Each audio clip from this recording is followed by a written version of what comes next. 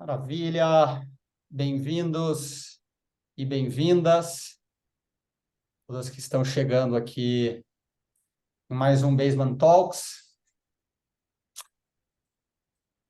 Dessa vez muito especial aqui com a presença do Paulo, Boa tarde. especialista no tema. Vamos dar só 2 minutinhos aqui para a turma entrar. Obrigado aí pela presença nessa terça-feira, último dia do mês, né? Para muitos aí um dia corrido, desafiador. A cidade está caótica, é bom quem ainda está no escritório dar um tempinho. Quem está em São Paulo, pelo menos, aqui chove bastante e está tudo parado. Maravilha, turma, já chegando aqui. O nosso evento ficará gravado, como de costume, e nós enviaremos na sequência, amanhã, provavelmente, já para todos vocês, a gravação aqui do evento. Isso, então, nos permite começar mais rápido aqui, as pessoas que perderem esse inicinho, essa parte mais introdutória, podem depois assistir pela gravação. Afinal de contas, temos bastante coisa para cobrir aqui nessa conversa. 17%, eu peguei isso na sua pesquisa lá, Paulo, 17% das companhias pretendem fazer alguma mudança nos seus planos de incentivos de longo prazo. Principalmente a maioria, né, a maior parte delas, aí, 62% delas, por conta de uma percepção de que precisam gerar mais valor, mais atratividade para os seus programas, e 38% delas querem trazer um maior alinhamento com os acionistas. Então, muito do objetivo aqui do nosso bate-papo hoje é falar um pouco sobre como pensar essas estruturas, né? Isso aqui não necessariamente, não é apenas para quem não tem plano e está pensando em construir um plano, talvez muito pelo contrário. A gente vai trazer tópicos aqui, às vezes, mais avançados, né? Não vamos... Tem outros eventos, outras gravações que a gente fez aqui com questões mais básicas de terminologias e tudo mais, e a gente vai entrar mais nas características e razões para optar por um ou outro programa. Tá? Então, esse é muito do nosso objetivo. Antes de começar, uma breve introdução para quem ainda não me conhece. Eu sou Fred Rizzo, sou um dos fundadores do Basement. O Basement é um software especializado no controle de equity e a gente trabalha em 3 principais pilares com a missão de construir um mundo com mais donos e mais donas, que é o pilar do controle desse equity, toda a parte de escrituração de ações, de cotas, a parte de acesso a esse equity, que é o foco desse webinar hoje, são os incentivos de longo prazo, principalmente, e o terceiro pilar é o pilar da governança societária. Tá? E como eu falei agora há pouco, tenho o prazer enorme de ter aqui hoje apresentando e trazendo ao seu conhecimento o Paulo. Eu não sabia e descobri, meu alumni, meu colega de Verdade, Fundação verdade. Getúlio Vargas, É. formado também em gestão de negócios na Universidade do Texas, experiência em diversos comitês dentro dessa temática de gestão de pessoas e de remuneração, mentor na Endeavor e por aí vai. Então, eu queria deixar, acho que antes aqui um pouquinho da palavra, Paula, para você também se apresentar, falar um pouquinho aí da sua bagagem e história, né, como sócio fundador da SG Comp, contar um pouquinho da SG Comp, e aí a gente apresenta a agenda aqui do dia. Maravilha, boa noite a todos. Muito obrigado, Fred, pelo convite. Somos colegas de FGV, mas provavelmente eu me formei antes. Eu formei em 98. Você se formou em que ano, Fred? 2002. Tu estava saindo, eu É, estava entrando. quase que a gente se esbarrou, né? É. Legal, gente. E a vivência, né, construída, é importante comentar, já são 25 anos que eu atuo em remuneração, que é uma área que sempre me atraiu muito, porque eu sempre gostei muito de finanças, números, economia, estratégia e psicologia, né? Então, não tem forma melhor do que juntar esses dois mundos do que trabalhando com remuneração, porque a gente enxerga que remuneração é um poderoso direcionador de comportamentos, uma maneira de aproximar as pessoas do negócio, criar modelos ganha-ganha focados em geração de valor. A gente gosta muito desse tipo de trabalho pela área positiva que tem. E a SG Comp já está completando seu 20º ano de vida em breve, uma boutique criada exatamente para desenvolver trabalhos estratégicos, desenhos bem focados, que impactem a performance das pessoas, que contribuam para as culturas das empresas. Então, esse é um pouquinho da vivência, né? Dá para sobrar mais tempo para o que interessa, que vai ser debater com vocês as ideias, os conceitos daqui a pouquinho.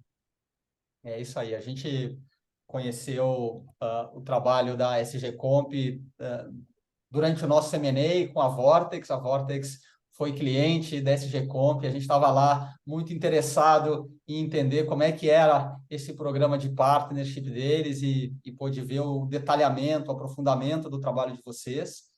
E aí, a partir daí, iniciamos um relacionamento e trouxe hoje o Paulo, então, para a gente debater aqui alguns principais tópicos. Primeiro, a gente vai começar um pouquinho mais conceitual, falando dos incentivos de longo prazo.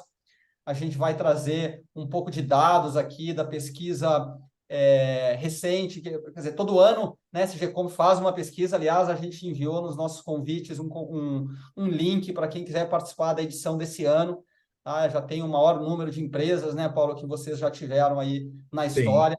Então, é bem legal todo ano a gente avaliar aí as mudanças nas estruturas e nos próprios contextos que as empresas estão inseridas. Então, a gente vai trazer um pouco de dados aqui de como as empresas estruturam os seus programas.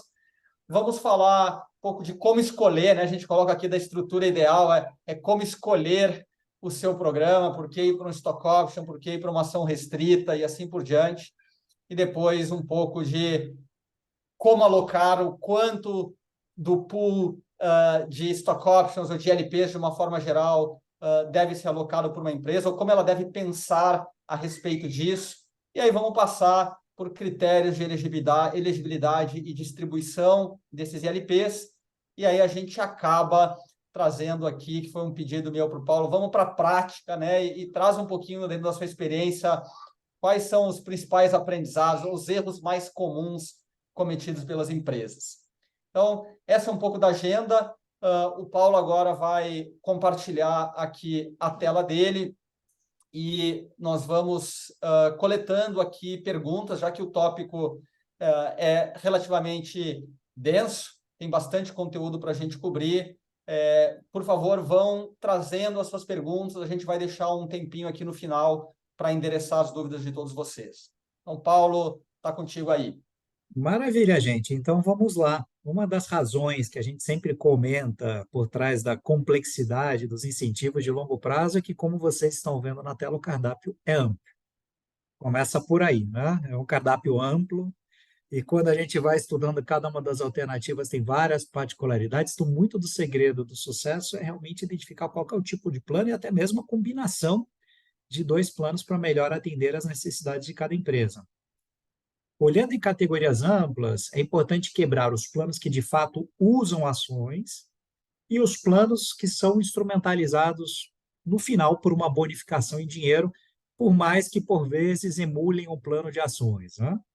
E quais são essas categorias e os mais utilizados? O plano de stock options é o mais popular, na década de 90 era praticamente hegemônico, tanto que, não lembro o nome da figura de linguagem para isso, né? Mas quando você fala aqui, né, que ele tem gilete e lâmina de barbear, stock options vira quase que sinônimo de ILP, né? Às vezes a empresa fala, pô, eu quero criar um stock options, a gente fala, você quer criar um ILP, né? Vamos ver se stock options é o plano, ou se é um plano de ações restritas, qual que seria a modalidade.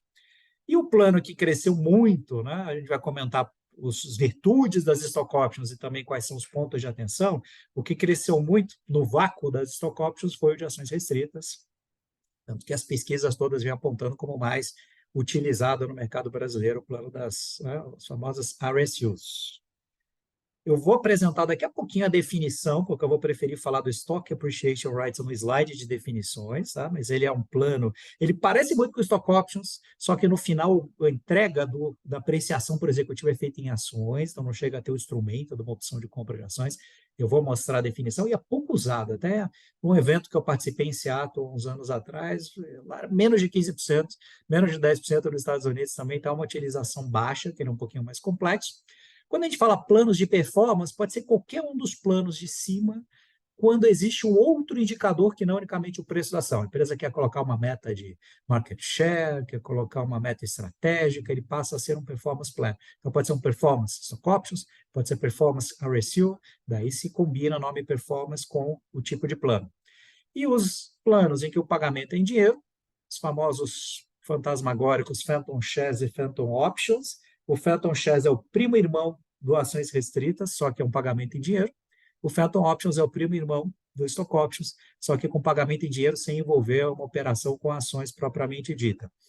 Existe também o bônus diferido ou bônus de longo prazo, que muitas vezes é o primeiro passo que uma empresa dá no mundo do LP, quando ela não quer sofisticar demais, costuma ser principalmente um primeiro passo, porque realmente a gente acredita que equity compensation, né, é o que efetivamente tem um poder maior para alinhar interesses de acionistas com executivos, e o plano de unidades de performance, quando a empresa quer criar uma referência interna de valor, por exemplo, uma unidade SG Comp de valor, criar uma cotação de R$ 100, e essa cotação vai sendo corrigida por crescimento de receita, crescimento de lucro, ou seja, são criadas métricas para variação dessa unidade, para ficar algo concreto, que não passe necessariamente por um valuation.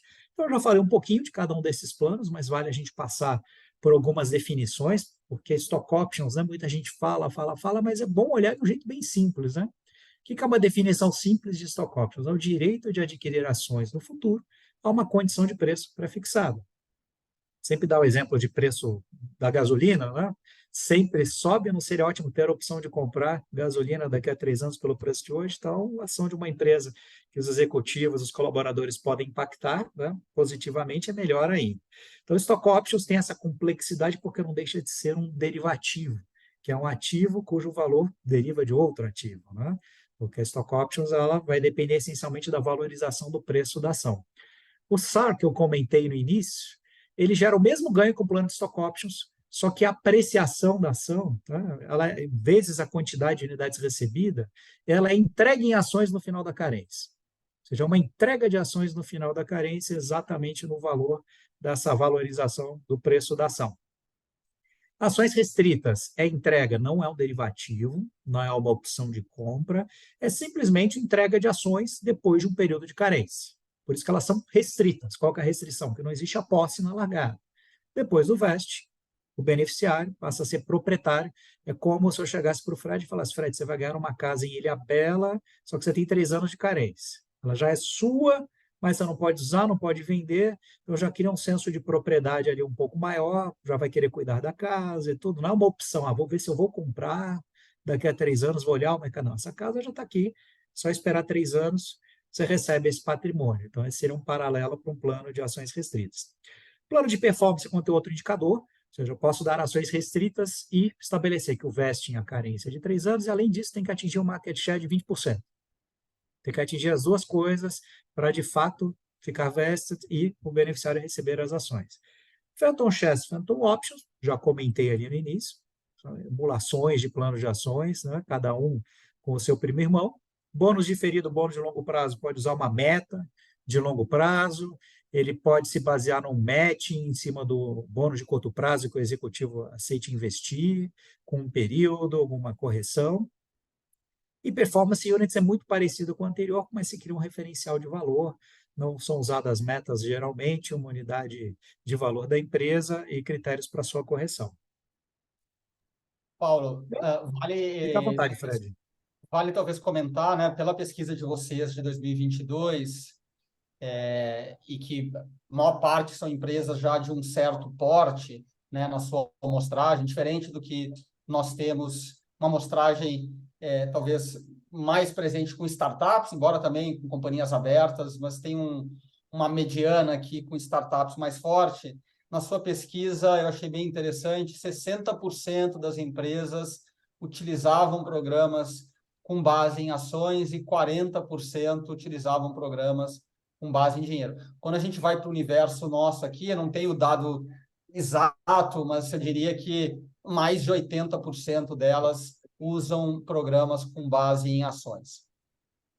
Ótimo ponto, Fred. E o que está por trás disso é que quando a empresa ela está naquela fase de investimento total no negócio e de crescimento, o caixa é muito precioso, né? Então, o recurso, o caixa tem um valor enorme e as empresas nesse momento, nesse estágio de maturidade, acabam preferindo utilizar ações para criar o senso de comprometimento e engajamento e deixar o caixa ali investido nos planos de negócio. Quando a empresa está madura, gera muitos dividendos, aí eventualmente até ela prefere não diluir capital e usar a caixa. Essa costuma ser a vinculação com o ciclo de maturação, né? Legal. Gente, fiquem à vontade para irem colocando as dúvidas que a curadoria, né, da Basement vai selecionar aí para a parte final, a gente vai fazer um bate-bola com todas as perguntas. Olhando graficamente o que eu comentei do plano de opções de compra de ações, só para ficar mais concreto, é o direito de comprar ações da empresa depois de um período de carência, o famoso vesting, né? Mais usado o termo vesting em inglês do que carência.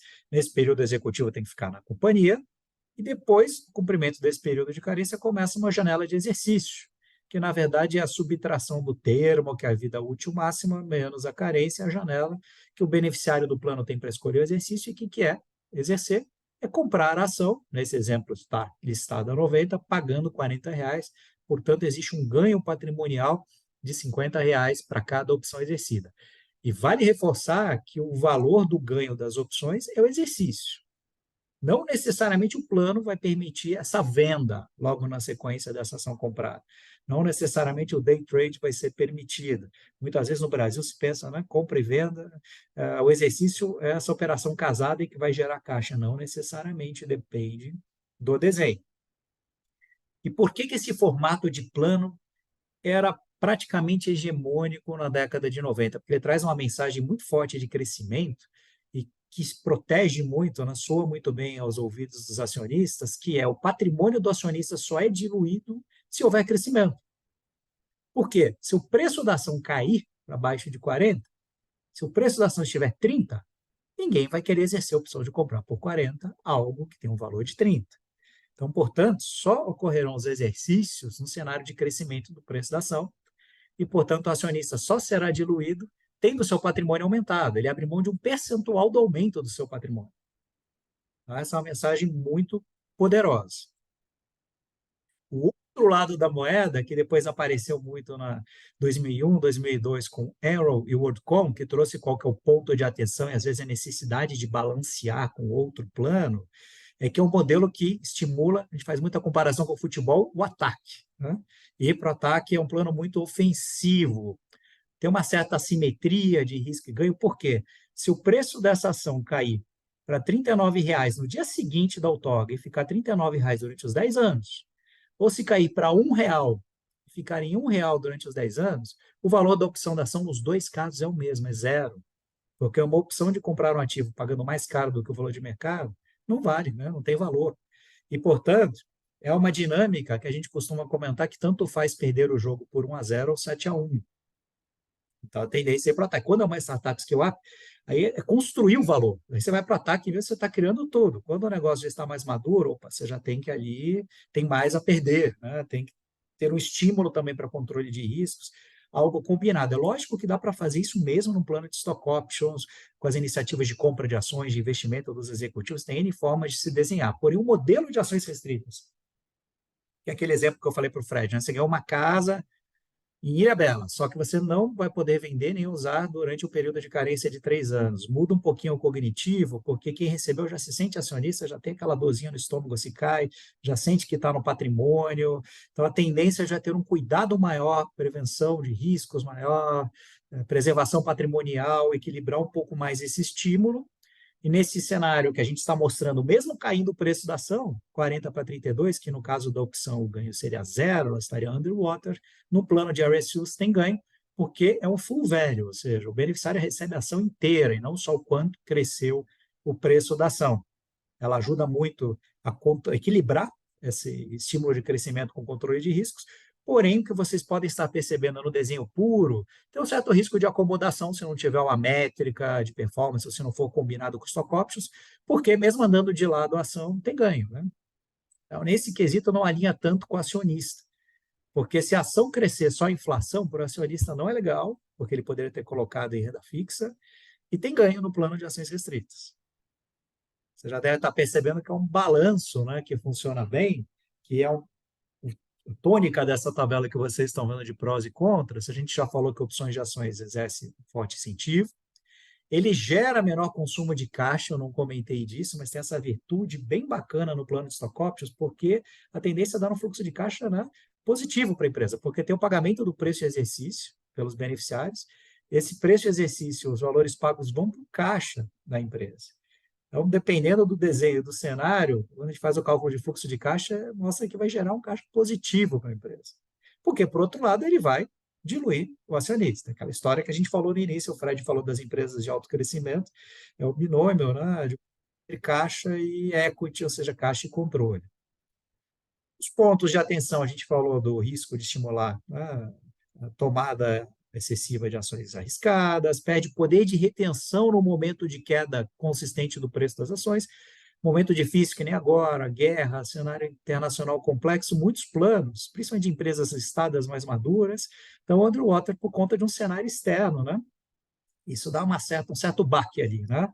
Um certo baque de desmotivação de perder um pouco o poder de retenção. Dilui mais o capital, nominalmente, o plano de options, porque como ganha só a diferença, eu tenho que dar mais ações, separa mais opções, né, para gerar o que seria o ganho de uma ação inteira. Então, isso provoca uma diluição maior.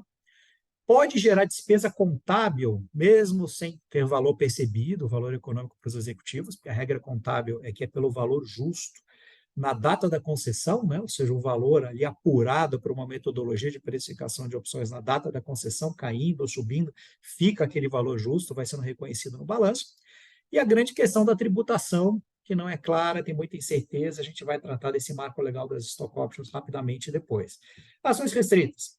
Promove defesa, controle de riscos, retenção garantida, mesmo se o preço da ação cair, dilui menos o capital, porque é o full value, como ganha ação inteira, né, na opção de compra, dá para reservar uma base menor de ações. Tem clareza sobre o tratamento tributário, porém, né, não é um tratamento, né, maravilhoso, digamos assim. É tributação pelo valor cheio corrigido lá na frente, né? O valor da casa de Ilhabela, que eu falei para o Fred, daqui a 3 anos. Né? Se continuar a crescer o valor de mercado, eu vou ter que lançar em folha, processar pelo valor ali da casa de Ilhabela daqui a 3 anos. E o risco de acomodação, que mesmo, né, a ação não crescendo gera ganho, isso se não houver um mecanismo de performance, que daí vira, como eu falei no início, performance RSU, ou ação restrita com performance. Então, esse é um ponto bem importante. E o segundo é usar ações ou usar dinheiro, né? O que vale mais a pena, o que é interessante. A gente já falou alguns desses pontos, né? Tem um lado cognitivo que não dá para medir, que é a propriedade efetiva. O fato da empresa falar, meus principais executivos são acionistas, é um partnership, então isso tem um efeito que vai além do prático e do econômico, tem um efeito cognitivo. Você usa ações, você gasta menos caixa. Tem um ponto bem interessante em usar um plano baseado em ações, remuneração baseada em ações, que é a Lei 12.973, que permite a dedução dessa despesa do plano para que a empresa tenha o lucro líquido menor e pague menos impostos sobre o lucro, que para um estatutário é uma diferença muito boa, porque um bônus de um diretor estatutário ele não é dedutível. A empresa não pode despesar e pagar menos impostos. Agora, uma remuneração baseada em ações, inclusive de um estatutário, pode ser despesada, cria uma imagem positiva, que eu comentei, que é essa questão do partnership. Por outro lado, vai consumir capital, o valor da ação não necessariamente indica a performance, é o exemplo que eu dei. Saiu uma matéria no Valor, que as empresas todas que abriram capital nos últimos 5 anos, acho que só 18% estão com preço acima, alguma coisa assim, do preço da abertura. Então, mostra o impacto dessas variáveis exógenas, não quer dizer que as outras, né, que 82% das empresas o management não fez um bom trabalho. Não é, são as variáveis exógenas impactando. Por vezes mais difícil de entender, a gente falou que stock options é um derivativo, então pode ter essa dúvida, como é que eu vou enxergar o valor, comunicar um pouco mais complexo. Em dinheiro, não dilui capital, mais concreto para os executivos que tendem a pensar mais em caixa, mais simples legalmente, mais flexível, porém, impacta caixa. Não gera o efeito real de propriedade, que se for um plano não baseado em ações, se não for nem um Phantom Options, Phantom Shares, não tem essa vantagem da dedutibilidade para pagar menos impostos sobre o lucro corporativo. E um outro ponto, antes da gente olhar uns dados, e esse é o último desses slides mais conceituais de prós e contras, para depois a gente ir para estatísticas, falar um pouco também de marco legal de stock options. Existem desenhos em que é uma concessão anual, ou seja, todo ano os executivos são candidatos a receberem X salários ou X ações restritas, X opções. Todo ano abre um novo lote com carência, né? Então, digamos, carência de 3 anos, daí um ano depois recebe que vai vencendo, vai esticando, né? Os outorgas, sempre uma pernas a mais de vencimento de carência para frente. E tem aquele plano que é o concentrado, conhecido também como Mega Grant ou plurianual, que é uma dose forte, muito usado para contratações estratégicas, para skill-ups, startups, que já dão um percentual expressivo de cara, por um ciclo mais longo, não prevê necessariamente outorgas todos os anos. Plano de concessão anual, como todo ano tem uma marca d'água de lançamento, né, de concessão do preço da ação e de medição, ele reduz o impacto da volatilidade, né, porque se é tudo de uma vez aqui, médio, num evento 4, 5 anos depois, você tem uma volatilidade potencial maior, você pode manter acesa a chama da performance do executivo, tem que caprichar todo ano, porque todo ano tem que caprichar para receber mais uma partezinha de equity todo ano, e o estímulo contínuo de retenção, porque saindo, sempre haverá parcelas unvested que vão ficar na mesa. Não vai ter aquele momento que encerra-se um ciclo de 5, né, e recebe tudo de uma vez. Porém, tem menos poder de atração e retenção versus a abordagem do Mega Grants. O Mega Grants, eu sei que já pode ser 1% do capital de uma vez, para 4 de carência tem um appeal bem forte, e se a pessoa receber uma oferta, fala, putz, mas aqui eu já recebi um Mega Grant de 1%, 2%, 3% do capital. O Mega Grant mais atrativo, mais forte o estímulo de retenção, ele pode enfatizar um ciclo específico de particular importância, por exemplo, uma preparação para um IPO, é um projeto bem específico com início, meio e fim. E quais são os pontos de atenção? O maior impacto da volatilidade, dos pontos de medição, você tem ponto A, ponto B para medir, você tem ali um certo risco de puxar desempenho para o final, dependendo de quais sejam as métricas. O risco da avaliação errada, se a empresa avaliar mal, dá muito equity de cara, dureza, né? Se arrepender, já tem um contrato que deu 1, 2, 3% para um executivo contratado. E você tem, se não for gradual, né, porque tem o Mega Grant que pode ser gradual, se for tudo de uma vez no final de um ciclo, de uma jornada, naquele momento que a pessoa recebe todo o equity, o passe está mais barato no mercado, porque foi um ciclo todo de 5 anos concentrado, se encerrou no dia seguinte, é quando o executivo está mais barato para ser contratado. Né? E olhando os dados que o Fred comentou um pouquinho, a nossa base da 4ª edição, a gente está agora a pleno vapor, trabalhando na 5ª edição. Tivemos 93 empresas com planos ativos de LP, esse ano estamos caminhando aí para mais de 120, recebendo os questionários agora para tabulação. E quais foram as modalidades apontadas? São empresas, como o Fred falou, de um porte bem relevante, R$1,5 bilhão de receita líquida, sendo mais ou menos meio a meio capital aberto fechado, 1/4 das empresas com mais de um plano de LP, às vezes até combinando stock options com ações restritas, que vocês viram os prós e contras, então uma maneira é combinar, é quase como um energético e o calmante, a gente costuma brincar, né? O whisky com Red Bull, uma combinação dos dois planos. E os mais usados, ações restritas, 37%, opções 23%, junto com bônus, Phantom Options 10%, Phantom Shares 8%. E, tecnicamente, quando a gente fala remuneração baseada em ações, é só o bônus de longo prazo que não seria, porque até para fins contábeis, Phantom Options e Phantom Shares são modalidades de remuneração baseadas em ações também, que tem que ter o controle das quantidades, de preços e tudo mais. Então, a gente tem, na verdade, aqui, né, 78 no conceito legal de baseado em ações. E deu liquidado em ações, liquidado em dinheiro, e a relação que o Fred comentou aproximadamente. Né? Fala, Fred. Bom, só uma pergunta aqui. Nós já vimos algumas pesquisas no passado, tanto aqui no Brasil como fora, indicando uma utilização muito grande, principalmente das companhias abertas, nas ações por performance. Você falou um pouco dos performance plans lá no início, e eu não vejo eles aqui na pesquisa. Como é que a gente enxergaria, como é que vocês trataram essa questão dos performance shares?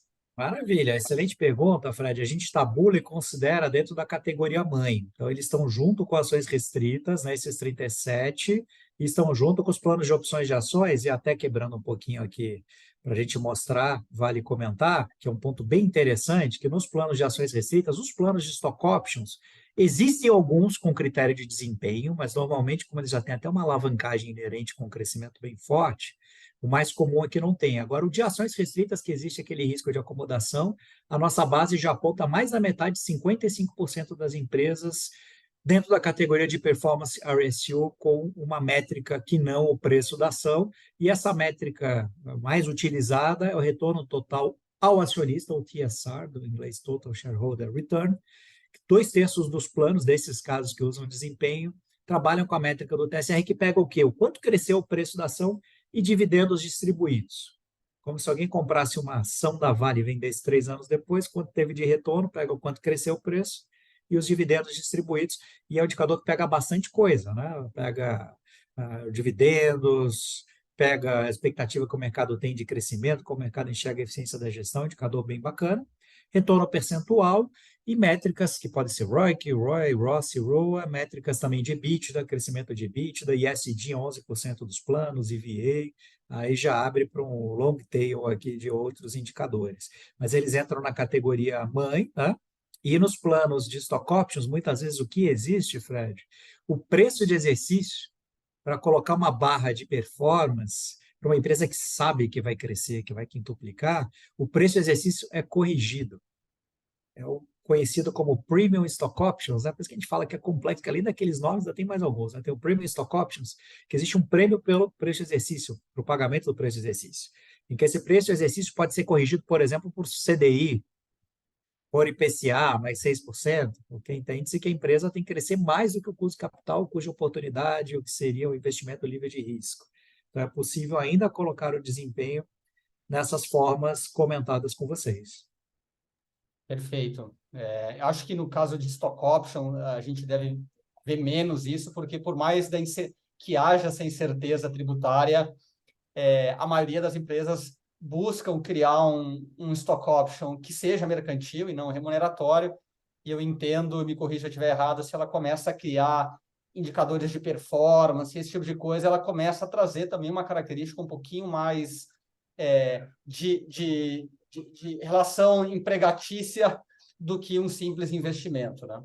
Sim, exatamente, exatamente. E a gente vai falar do marco legal das stock options, mas é um ótimo ponto que você levantou, Fred, porque o modelo de stock options ele é poderosíssimo. Numa condição normal, ele estaria com uma frequência mais forte nos levantamentos e nas pesquisas. É que tem muita empresa que tem esse receio de como tributariamente, essa dúvida, essa discussão. Então, uma clareza maior, uma regra clara do jogo, seguramente tem o potencial de aumentar muito o uso de stock options e ainda mais com a lei, o projeto que foi apresentado pelo senador Portinho, aprovado por unanimidade na Comissão de Assuntos Econômicos do Senado, agora depende da Câmara, porque ela dá bastante liberdade para os desenhos. Então, essa questão clássica de colocar meta e indicadores sempre é algo que muita jurisprudência, né, usou como referencial, e o marco legal, se aprovado, tem uma virtude incrível de dar espaço para a empresa desenhar, né, de sair dessa jurisprudência trabalhista e dar essa liberdade maior. Né? Os objetivos típicos que a gente levanta dos planos de LP na pesquisa, todo ano a gente faz o ranking, o pódio aqui de quais são os objetivos principais das empresas com seus ILPs, retenção em primeiro lugar, segundo alinhamento com acionistas e terceiro a competitividade do pacote, ou seja, se eu não considero o ILP, por isso o mercado inteiro faz, eu vou ficar com o pacote fora, né? O percentual do capital, que a gente tabula por porte de empresas. Então, a gente tem aqui, em termos de receita líquida, empresas com até um BIX, digamos, são mais as scale-ups, estariam aqui, entre 1 e 9, maior que 9, que já tem tendência que sejam mais as corporations, em sua maioria, e o cômputo geral. Olhando pelo cômputo geral, nos segmentos, a gente nota que a tendência central, que é a mediana, lembrando que primeiro quartil tendência inferior, mediana tendência central, terceiro quartil tendência superior, 2,3% nos planos de ações restritas para uma vigência de 4 anos. Ou seja, um quarto disso por ano em média que as empresas alocam, né, ou que tem de previsão de consumo de capital. Então, 2,3. Os planos de options, a gente comentou aqui, demandam mais capital, porque o ganho é só o delta, é a variação, 5%. Vocês podem ver os quartis, né, que a gente chega nas empresas com mais caras de Skill-Up, o terceiro quartil de Stock Options chega a 7%.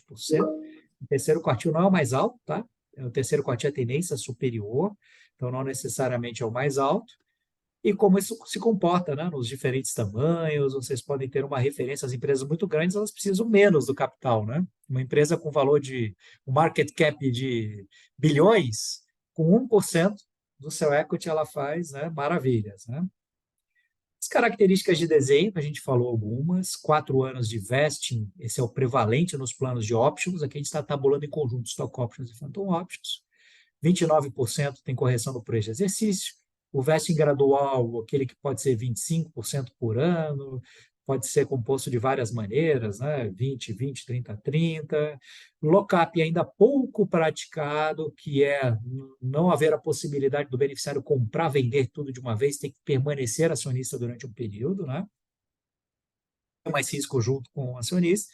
E a classificação tributária, 65% dos casos o plano já é reconhecido como remuneração por essa dúvida, falta de legislação, que é algo que é um marco legal, né, tem o poder de resolver.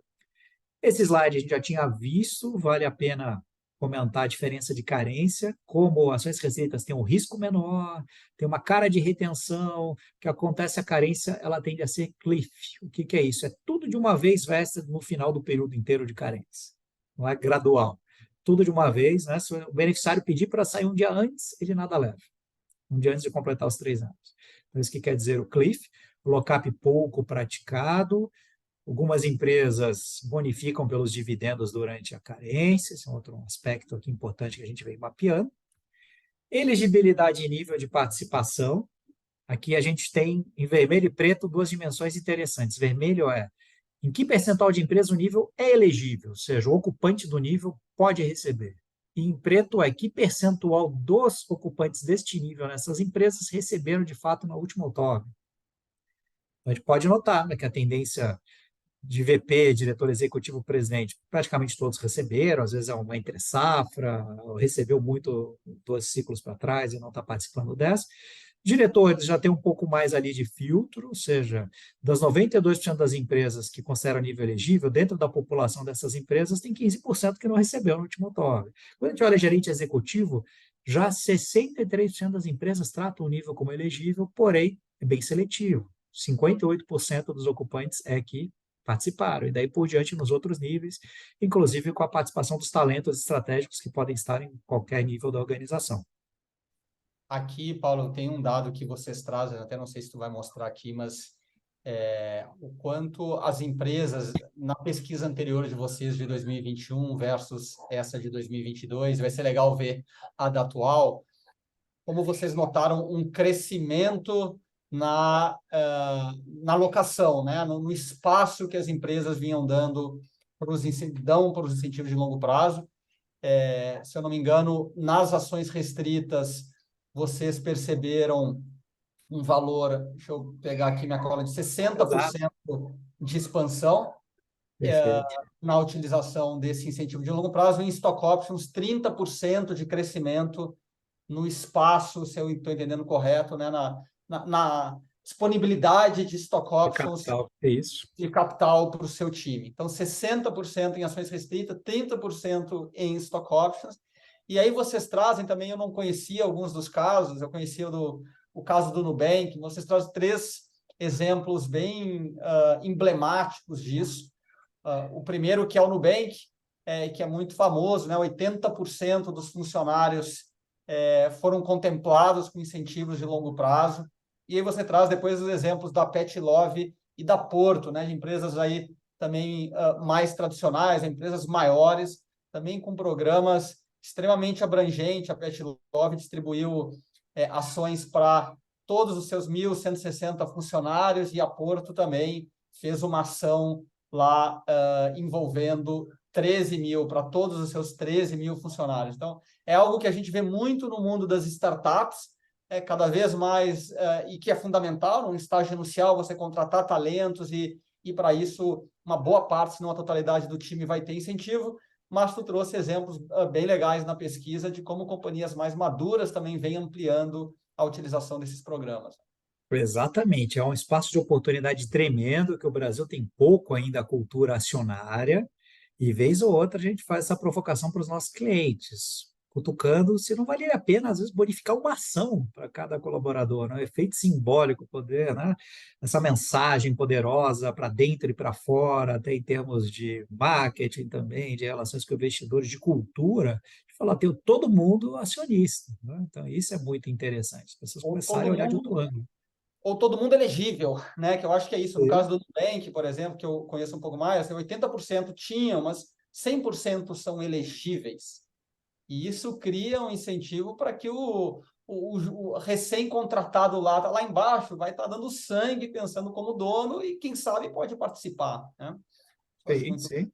Eu relevante. comecei a minha carreira em remuneração em 98 na Procter Gamble. Assim que eu entrei, eu ganhei uma ação. Uma coisa simples, né? E com um valor simbólico bem interessante. Ganhei uma ação. Legal, que legal. E falando do projeto de lei, né, apresentado pelo senador Portinho, só para atualizar, essa é a matéria que saiu com a minha participação na Folha de São Paulo, que o intuito é justamente definir claramente a natureza mercantil, dando muita liberdade para o desenho. Ou seja, tem que ter um vesting de pelo menos um ano, quer dizer, ingessa muito pouca coisa, dá muita liberdade e tem um poder tremendo que a gente reforça aqui, Fred, para estimular exatamente o empreendedorismo, as startups scale-ups. E por quê? Por uma questão tributária. Uma empresa madura, ela tem lucro líquido, sólido, abundante no balanço. Então, reconhecer como remuneração não é tão ruim assim, porque se ela paga 34% de imposto sobre o lucro, se ela despesa e lança como despesa de remuneração, pagando menos imposto, ela vai gastar, vamos imaginar para um estatutário, 20% a mais de INSS e recupera 34%. O seletista vai gastar seus 36%, 37% de contribuição e recupera 34%. E quem recebe vai pagar imposto cheio, não vai ser ganho de capital, mas não é uma diferença fatal. Agora, para uma startup scale-up que tem prejuízo, porque ela está crescendo, aí é encrenca total reconhecer como remuneração, porque você paga encargos, e sai do caixa todo mês, sai INSS, FGTS, na medida que você vai realizando, as pessoas vão ganhando, vai realizando ganho e tudo mais, tem efeito caixa, efeito, né, bastante complicado de eficiência tributária. Então, essa lei, caso aprovada na Câmara dos Deputados, vai ser particularmente interessante, que a gente coloca para estimular o empreendedorismo. A gente torce muito para o desenvolvimento dessa lei. Sempre que estou interagindo com empresários, clientes, conselheiros, venho até abrindo esse espaço para que eles trabalhem, né, com a Câmara dos Deputados o entendimento dessa lei, me disponibilizando para conversar, para trazer o potencial que ela tem. É bastante É positivo. isso. A gente fez recentemente um Basement Talks aqui também exclusivo sobre esse tema. Eu vou pedir até para o Vini deixar aqui nos comentários um link com a Bel, sócia lá do Matos Filho, especialista em tributário. Então, recomendo bastante quem quiser aprofundar nesse tema, assistir esse evento também. Maravilha, gente. E um slide que eu achei super inteligente, o Fred e o Vinícius terem pedido, né? Que são os erros mais comuns, né? Porque o tema é complexo, vocês viram, tem vários tipos de plano, tem várias armadilhas, pacto contábil, caixa, etc. Mas pensando de uma maneira simples, quais foram as maiores, né, armadilhas ou frias que a gente já viu por aí? A gente separou 4 pelas nossas andanças por aí. O primeiro famoso copy-paste de um plano maravilhoso que deu certo em uma empresa. Né? A gente, pô, observa, às vezes tem um conselheiro que fala, pô, não, mas eu conheço aqui uma outra empresa, que eu sou conselheiro, ou que eu conheço o dono, tem um plano maravilhoso, por que a gente não dá? Não aplica esse plano aqui, já tem até uma, né, como é que é o contrato, como é que é tudo, e a gente sempre fala, a gente é um alto risco, porque um plano de sucesso, ele está casado com aquele ambiente ali que ele foi desenhado, a cultura, o perfil das pessoas, a estratégia, a fase da empresa, do negócio.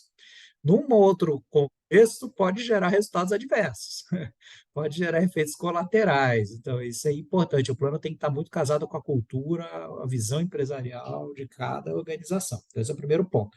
Evitar essa aplicação literal de outros planos. É bom aprender com cases de sucesso, mas para se inspirar, para pegar elementos, não para aplicar literalmente. A segunda é escolher o tipo de plano, ali que a gente viu, Phantom Options, Stock Options, RSUs, sem analisar todas as variáveis. E, às vezes, por uma, né, uma visão, uma premissa que exista, não, eu acredito que a ratio é melhor. Eu não gosto de options, eu não gosto de phantom options, eu gosto desse modelo. Isso é muito comum e é importante esmiuçar, né? Quais são essas implicações, porque muda consumo de capital, muda tributação, despesas contábeis, fluxo de caixa, a dinâmica, o comportamento de ganho que as pessoas vão ter. Então, para escolher o tipo de plano, tem que analisar todas essas variáveis. Aí que puxa o terceiro ponto, que é não simular de maneira ampla e extensiva todos os possíveis cenários. A gente está falando de longo prazo, né? Longo prazo, muita coisa pode acontecer. Aquele crescimento que você não imaginava, de repente, ele surge muito mais fortemente. O preço da ação cai e fica baixo durante muito tempo. Você tem vários cenários. E olhar os extremos é muito bom para enxergar o grau de proteção oferecido ou até mesmo não oferecido pelo desenho. Então, tem que simular muitos cenários de evolução do preço da ação e avaliar se o plano tem que ser modificado para atender alguma situação que possa acontecer. Os stock options, ele é lindo no cenário de crescimento, mas é um setor cíclico, que tem muitos altos e baixos, não dá para aplicar só stock options, porque deve ficar underwater, então tem que simular, pegando o histórico, pegando o que pode acontecer dali para frente para entender o melhor plano. E, por fim, a redação incompleta ou confusa das regras. É quase que um pré-nupcial, a gente brinca com o desenho de LP. Né? Tem que estar tudo lá, é feito para durar, para gerar uma retenção incrível, mas a gente sabe que um dia os relacionamentos tendem a acabar, podem não acabar, mas podem acabar também, e tem que estar tudo muito bem desenhado, o que vai acontecer em desligamento, isso vai estar atrelado a não compete, não vai, e se tiver troca de controle, se tiver uma transação entre sócios que mude o valor, abertura de capital, tudo tem que estar muito claro antes, porque senão gera desgaste na hora que aparece uma situação dessas, e fica o dito pelo não dito, as coisas não têm clareza e muitas vezes se tem aí um conflito, uma ruptura de um relacionamento que poderia, um problema poderia ser facilmente evitado se as regras tivessem sido um pouco mais buriladas antes do lançamento do plano. E é isso, gente. Em termos aí de conteúdo, para também não dar uma overdose, a gente poder abrir para debate, né? Essa aqui é a ideia da apresentação aqui, compartilhar com vocês. Excelente, Paulo. Muito obrigado. Aprendi uma série de coisas aqui com a tua fala nos diferentes incentivos de cada um dos programas. A gente teve algumas perguntas aqui, eu vou começar então com a plateia e, por último, sobrar tempo, eu trago algumas também. Eu vou até seguir a ordem, eu acho que a gente vai conseguir cobrir aqui todas elas. O Flávio Teixeira de Oliveira fez uma pergunta dizendo que algumas empresas elas usam ou usavam uma modalidade de stock option que, na verdade, não gerava nenhum desembolso, nenhum risco para os executivos antes do momento de liquidez. Sendo assim, elas só teriam um desembolso quando a ação já fosse dele ou dela e fosse líquida. Por exemplo, ele poderia vender imediatamente no mercado de capitais. Essa modalidade entraria em qual classificação daquelas que você mostrou no início? E ela ainda é usada? Ele pergunta. Perfeito. Essa modalidade é a Stock Options que permite o day trade, que é a regra se vai ter lock-up ou se o executivo terá essa liberdade de vender todas as ações adquiridas. É o famoso cashless exercise. Quando é permitido o day trade, existe o cashless exercise, que normalmente é um financiamento que uma instituição parceira da empresa provê para o beneficiário do plano, que ele vai ter um financiamento, em 4, 5 dias para ele fazer toda a transação, comprar e vender. E no cenário atual, sem marco legal das stock options, é algo arriscado, porque justamente você tira completamente a característica de onerosidade e risco do plano. Tá? Num cenário, vamos torcer o marco legal da Stock Option sendo aprovado na Câmara dos Deputados, que por enquanto está parado lá, né? Só se fala em reforma tributária, esse ano vai ser difícil entrar na pauta. Se tiver o marco legal aprovado, aí o cashless exercise passa a ser uma opção, né, interessante na mesa, junto com algumas regras de lock-up, eventualmente um pedaço pode fazer o cashless exercise, o outro pedaço tem que ficar, que Stock Ownership Guidelines tem que continuar acionista, tá? Mas esse é um modelo que, por conta disso, as empresas que estão na natureza mercantil não tendem a utilizar. As que tratam o plano como remuneratório podem fazer abertamente, porque tributam cheio, imposto de renda e tudo mais. Mas o conceitual da coisa é: a empresa quer só pagar pela apreciação ou ela quer que o executivo permaneça acionista, corra o risco por mais tempo? A resposta pode não ser uma ou outra, ou uma combinação dos dois. Eu acho que esse é o mesmo caso de uma pergunta do Henrique, que ele pergunta se as opções forem bonificadas com um preço simbólico do tipo 1 centavo, né? Que é muito comum. Isso é ilegal? Ele pergunta, né? Eu entendo que tem o mesmo, a gente pode esclarecer mais, mas tem esse mesmo componente de, hoje em dia, sem um marco legal, você tira muito do risco, né, e da característica mercantil aqui de um investimento, de você ter uma avaliação correta dessa opção. Então, não sei se não diria que é ilegal, não sei se mas pelo menos é muito arriscado no meu ponto de vista. Qual que é a sua visão aqui? Sim, e até o lado do conceito, Fred, porque vamos imaginar uma opção de ação com preço de exercício de 1 centavo, ou seja, depois do veste eu vou poder comprar uma ação da minha empresa por 1 centavo, ela é praticamente uma ação restrita, né? Então, quer dizer, aí você já tem algum risco de questionar, mas por que que você está tratando como opção se no fundo não tem o delta de variação, porque vai ser maior do que 1 centavo, né? Então, tem até esse lado conceitual, e em termos legais, como é que isso se desmembra? Para empresas de capital aberto, por exemplo, é complicado esse modelo, porque societariamente você explicar para outros acionistas que você está oferecendo a ação por 1 centavo, né? É uma opção de compra e o acionista está sendo diluído. O acionista minoritário está sendo diluído porque se for um preço de exercício o fair market value na outorga, esse dinheiro vai entrar pelo valor justo na outorga no caixa da empresa. Agora, por 1 centavo, vai entrar 1 centavo, né? Esse é o primeiro ponto. O segundo, a empresa fechada que quiser fazer um modelo do gênero, só que se ela tributar o ganho todo como remuneração, ok, aí é uma escolha dela de instrumento, né? Numa ótica, tratar o plano como mercantil é complicado isoladamente. Já houve desenhos muito sofisticados no passado que eu compro ações, eu fico com essas ações travadas, eu tenho algumas opções a 1 centavo para exercer, ou seja, um combinado que no total carregasse onerosidade e risco, que até parou de pé em alguns casos, tá? Mas é uma prática que a gente vê muito reduzida hoje em dia por conta dos vários processos, julgamentos e tal tributários, né? Eu acho que no mundo de startups aqui, eu não sei se é o caso do Henrique, né? Startups mais em estágio iniciais, principalmente, a gente vê com alguma frequência e trata em geral como um dos erros clássicos aqui pelo risco que você está levando, porque essas startups elas não têm, na maioria das vezes, condições de tratar o seu plano de forma remuneratória. Elas não têm esse caixa para desembolsar, elas não geram lucro, como você falou, elas não vão conseguir fazer as deduções que uma empresa maior pode ter num plano remuneratório. Então, aqui é um cenário mais perigoso, né? E dando uma dica, é considerado até pela jurisprudência um desconto até 20% e até no limite 30% como desconto comercial, mercantil, né? Que alguém pode dar no imóvel, etc. Então, se pegar o preço de hoje, colocar um desconto no strike price de 20%, na legislação tributária brasileira, ok. Nos Estados Unidos, aí tem um pênalti tributário para desconto no strike price. No Brasil não existe.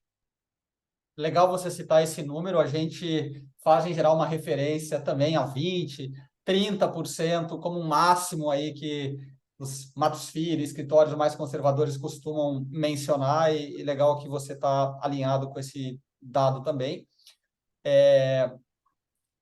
Aqui o Henrique também ele pede se é possível ter acesso à pesquisa de 2023, né? A gente, como eu falei no início, comunicou no nosso convite e talvez, não sei se tem um link que a gente pode deixar aqui depois, Paulo, no Eu vou material. pedir para a Suelen ou a Vitória, por favor, coloquem aqui no chat. Legal, Eventualmente, e o link e para todo mundo poder ter acesso. E no LinkedIn, quando saiu o convite para esse webinar, acho que tinha ali também, né, o link para pesquisa. É super bem-vindo a participação de mais empresas, só reta final, então tem que preencher rapidinho o questionário que a gente passa, né? Mas dá isso. tempo sim, vai ser um maior prazer, a gente facilita aqui, a gente coloca no chat e também a gente já fornece o link para a turma da Base, mas quando for já divulgar o ponto de evento, já coloca de novo. Perfeito, é isso aí. Então, responde a pesquisa e vai ter acesso à íntegra aí dos resultados em primeira mão, tá? Exato. Mais uma dúvida aqui também, do Henrique, essa questão do vesting de 12 meses, se tem uma questão de inconstitucionalidade aí, porque se a empresa abrir um capital e o executivo entra 7 meses da abertura do capital, por exemplo, ele não poderia vender no IPO.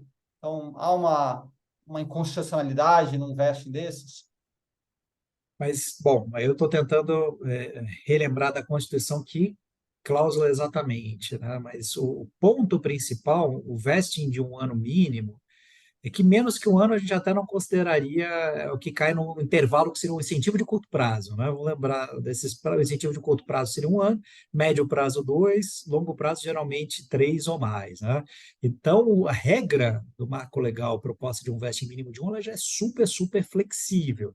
O que teria que acontecer na aceleração desse caso, ele vai ter que esperar um pouquinho mais para exercer, né? Mas já vale lembrar que uma empresa que abre capital, Henrique, já é super comum ter um bloqueio para as vendas, né? Para a venda das ações de 6 meses, pelo menos, e de ser liberado gradualmente, que é muito bom em termos de imagem para o mercado. Vamos falar, estamos chamando aqui, né, todo mundo para investir na empresa e nós, executivos, estamos liquidando as nossas posições. Então, não vejo grandes problemas nesse sentido na dinâmica das empresas, porque já é muito comum o lock-up de 6 meses depois que abre o capital. Tá? Então, uma regra bem. Eu achei o texto do senador Portinho bem assim, nice, no sentido de não engessar. Né? Esse um ano é a única coisa que ficou mais assim. Agora, depois vai ter jurisprudência, essa aceleração para IPO atrapalha essa regra, se não atrapalha, né? Aí o ponto que fica sempre para os próximos capítulos. Mas a Constituição, eu não acredito que tenha necessariamente alguma coisa contrária, tá? Mas depois com a coisa Henrique complementa aqui, a gente vai trocando figurinhas. Eu acho que o projeto é quase o too good to be truth, né? Exatamente. Parece bom demais, bem flexível realmente. Alguns pontos de atenção que a gente menciona até nesse webinar que a gente fez recentemente, vale a pena olhar. É, eu vou fazer uma última pergunta que eu fiquei bem curioso aqui. Eu acho que a gente daí já chega no final aqui do nosso Basement Talks, Paulo, que eu fiquei na dúvida aqui na experiência de vocês, considerando que as empresas, uma boa parte delas, aí quase 20% das companhias estão sempre repensando seus programas com uma demanda de trazer mais atratividade, né? Imagina que elas voltem para você e falam, porra, que nem um programa e estou perdendo talento, não está legal, as pessoas não estão reconhecendo o valor. Como é que vocês trabalham o elemento que vai além da estrutura do programa, né? E como é que é a sua experiência nos aspectos mais do pós-implementação, né? Das rotinas da empresa, das rotinas da área lá de compensation, de recursos humanos, de gente, de como a empresa pode fazer disso um aspecto cultural. Vocês entram nesse tipo de trabalho? Que melhores práticas vocês têm visto aí com essas empresas? Excelente, Fred, ótimo ponto. E vale comentar que a gente trouxe muitas questões racionais, né, lógicas, mecânicas, metodologias, mas tem um aspecto subjetivo, intangível muito forte para um plano de LP dar certo. Né? Isso é extremamente relevante, entender aquela cultura, se as pessoas já tiveram experiências boas ou ruins com que tipo de plano. A gente costuma brincar, eu falo para o meu time que uma coisa a gente pode ter certeza, a gente trabalha bastante, mas não tem um algoritmo, um robô que vai, né, fazer um plano que funcione melhor para cada empresa, justamente porque tem esse lado subjetivo, intangível muito forte. E no pós-desenho, Fred, que foi o ponto central da sua pergunta, começa com a comunicação. Muitas empresas investem muito no desenho, investem com advogados, etc., com os regulamentos e contratos, e não o suficiente na comunicação para traduzir, porque uma coisa é o material técnico de desenho que uma consultoria faz, ou a área de remuneração interna desenvolve, outra coisa é o contrato, e outra coisa é a apresentação de comunicação num tom mais de marketing interno, bem didática, bem clara, com exemplos e simulações. Perguntas e respostas, tá? A comunicação é algo super importante e a gente ajuda, sim, os clientes nessa iniciativa. O acompanhamento, a empresa tem que manter vivo o plano, que é muito, né, a solução de vocês, excelente, ajuda muito nisso, né? Manter o plano vivo, porque não adianta nada você comunicar uma coisa complexa, a pessoa não conseguir lá entender o que de fato ela recebeu, como é que está aquilo lá, como é que está performando. Então, manter o plano vivo, pegar o feedback das pessoas, fazer comunicações, mostrar o status, um acompanhamento, isso é essencial, né? Tanto quanto o desenho, é esse lado que eu chamei de subjetivo, cair na cultura, de ser bem aceito, ter casos de sucesso. Quando o plano começa a gerar ganho, então daí cria um círculo virtuoso bem positivo para a empresa, né? Então, eu diria que é essencial manter vivo essa comunicação viva durante todo o período. Excelente, Paulo. Eu tinha várias outras colocações aqui para fazer, mas a gente estourou o tempo. Acho que vai ficar para uma segunda edição nossa, quando sair a pesquisa de 2023, a gente Certeza. grama uma outra conversa, muito curioso para ver as mudanças em relação a essa que a gente trouxe, tópicos lá como o ESG, por exemplo, que vem crescendo, de que forma as empresas estão atrelando os seus programas, entre vários outros aspectos ali que a gente reparou já de tendências. Então, eu queria mais uma vez agradecer aqui a presença de todos. Aqui nós deixamos um link, acho que para a Juliana, a gente tem materiais no Basement para quem queira entender um pouquinho mais do como começar, como pensar na estrutura dos seus programas. É claro que o Paulo aqui e SG Comp são uma excelente referência para quem quer pensar aprofundadamente e com bastante cuidado em relação aos seus incentivos de longo prazo. Então, muito obrigado, Paulo, pela participação. Foi excelente aqui a sua aula sobre o tema. Sucesso nessa edição da pesquisa. E eu vou chamá-lo e convidá-lo mais uma vez para em breve a gente fazer uma parte 2 aqui, que tem muito tema para a gente cobrir. Legal, Fred. Foi um enorme prazer. A gente está sempre à disposição para debater e vale reforçar que a gente colocou no chat o link da pesquisa para quem quiser se inscrever. É isso aí. E o link da gravação e mais detalhes a gente vai enviar por e-mail para todos os participantes. Vamos reforçar o link da pesquisa também. Amanhã deve estar na caixa de todos vocês. Muito obrigado. Uma excelente noite Boa noite, para gente. todos. Tchau, tchau. Obrigado. Boa noite.